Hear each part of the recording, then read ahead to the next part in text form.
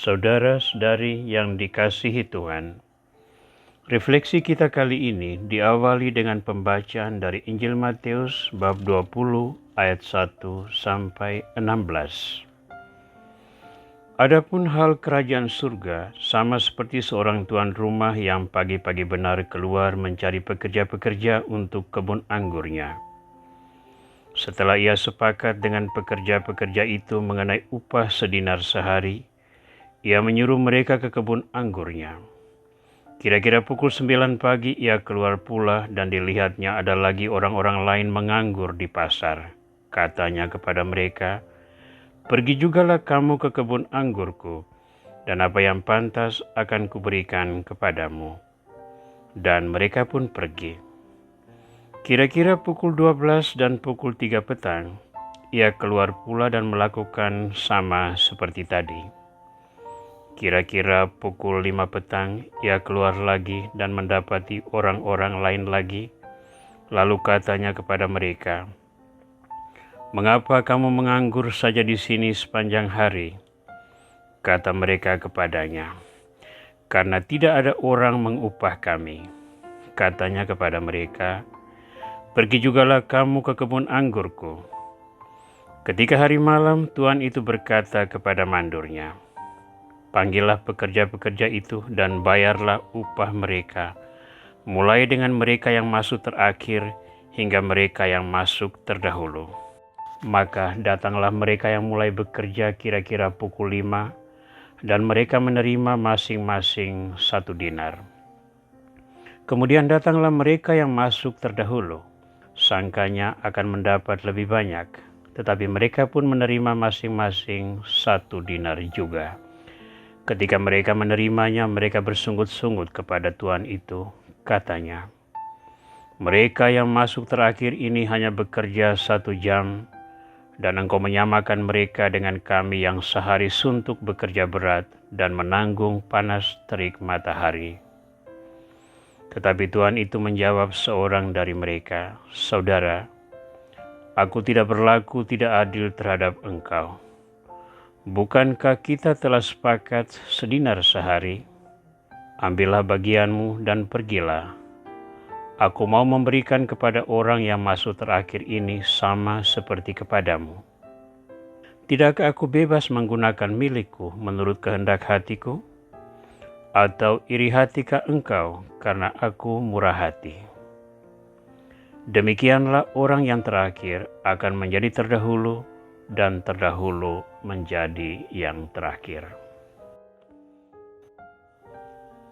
Tuhan Yesus Kristus, Engkau telah datang ke dunia agar semua orang beroleh keselamatan. Engkau mengutus para murid-Mu untuk mewartakan Injil itu kepada banyak orang, sehingga mereka menerima diri-Mu sebagai penyelamat dunia. Engkau tidak memperhitungkan sudah berapa lama seseorang menjadi murid-Mu dalam pembaptisan. Yang paling utama adalah sejauh mana ia menanggapi firman-Mu dan melaksanakannya setiap hari.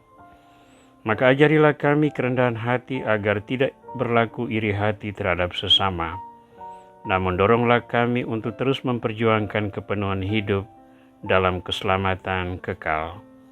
Engkau ya Tuhan yang berkuasa bersama dengan Bapa dan Roh Kudus, kini dan sepanjang masa. Amin. Saudara, dalam pengalaman pastoral selama lebih dari 27 tahun imam, saya menemukan beberapa peristiwa di mana seseorang yang baru mengenal Kristus memperoleh semua rahmat sakramen yang diperuntukkan bagi orang untuk meraih keselamatan. Seorang bapa yang seumur hidupnya menolak ajaran gereja, bahkan menertawakan iman yang dianut istri dan anak-anaknya. Ketika menjelang maut, ia meminta untuk dibaptis.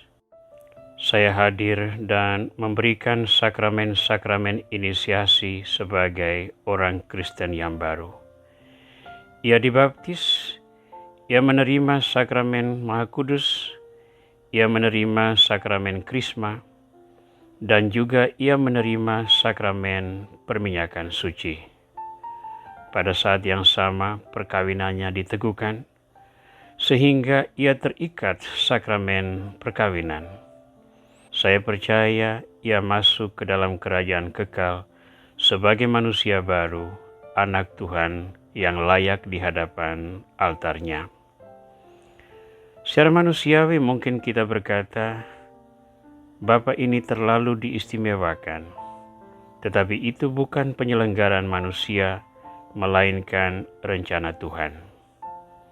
Pada sisi lain, ada banyak orang yang berjuang seumur hidup untuk menjadi orang Kristiani yang baik, dan begitu susah memperoleh kesempatan untuk menerima pelayanan sakramen-sakramen tertentu karena banyak alasan.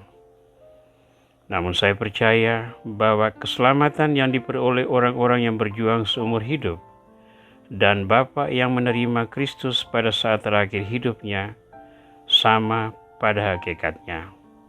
Semua menerima keselamatan dalam nama Kristus.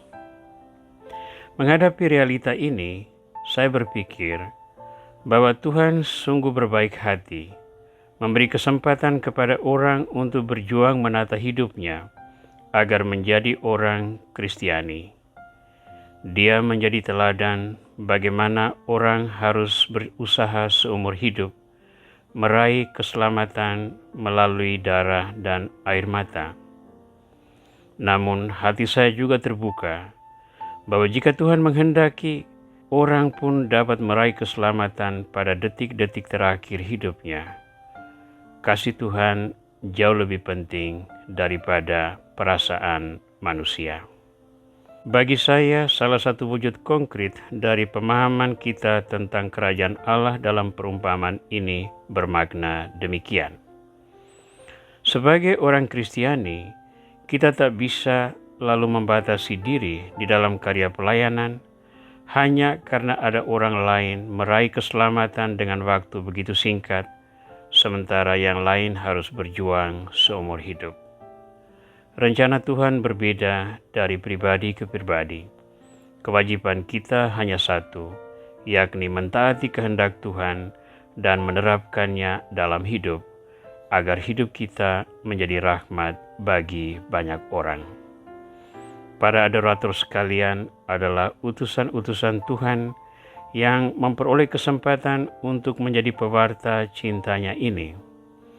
Gunakanlah kesempatan untuk selalu berdoa bagi semua orang, agar mereka berjuang seumur hidup menata hati dengan baik dan menjadi anak-anak Tuhan yang layak dan teladan bagi orang. Apa artinya bangun dari dosa untuk menjadi orang yang benar di hadapan Tuhan? Di saat yang sama, perlulah kita berdoa bagi orang-orang yang menolak Tuhan, agar minimal pada detik terakhir hidupnya, ia menerima Kristus, dan dengan itu ia pun layak untuk masuk kerajaan surga. Upah para pekerja itu sama. Mereka yang datang sejak awal hari maupun yang bekerja hanya 1 jam terakhir, semuanya memperoleh masing-masing 1 dinar. Keselamatan yang kita cari sama untuk semua orang. Tidak peduli itu menjadi buah dari perjuangan kita seumur hidup atau hanya pada detik-detik terakhir sebelum maut menjemput. Bagi kita yang paling utama adalah selalu mempersiapkan hati, agar ketika saat itu tiba, Tuhan menemukan kita siap siaga untuk menerima kedatangannya. Tuhan Yesus Kristus, doronglah kami untuk selalu belajar dari pengalaman kami, bahwa iman yang Kau anugerahkan kepada kami bukanlah milik eksklusif yang boleh kami nikmati sendiri, melainkan sebagai daya rohani yang harus mendorong kami untuk mewartakan keselamatan dalam semua aspek kehidupan kami. Semoga dengan terus-menerus mendalami firman-Mu, kami semakin teguh di dalam komitmen kami untuk menjadi pewarta cinta-Mu yang setia.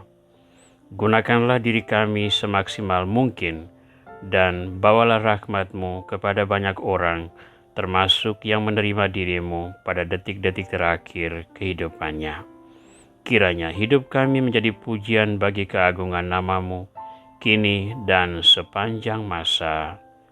Amin.